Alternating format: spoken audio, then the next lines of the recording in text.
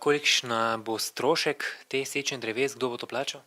Ja, strošek sečnje in spravila ter odvoza napadlih sortimentov je strošek sklada kmetijskih zemljišč oziroma koncesionarja, ker mi izvajamo ta dela v okviru redne koncesije, ki jo imamo za gospodarjenje z državnimi gozdovi, medtem ko odstranjevanje sečnih ostankov, to se pravi vejevine, ki niso napadli sortimenti, stroški varovanja, odstranjevanja elektrokabelske in telefonskih vodov je pa strošek Mestne občine Maribor.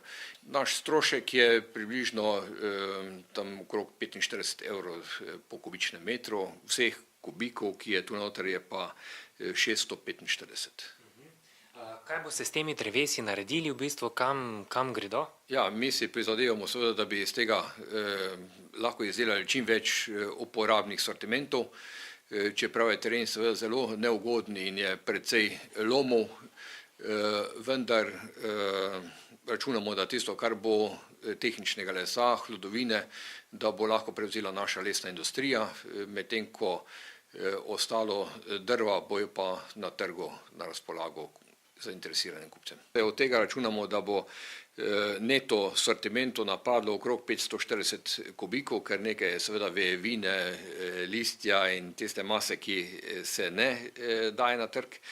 Računamo, da bo približno pokrilo stroške in pa mogoče, da bo še kak evro tudi ostal za vlaganja v gozdove.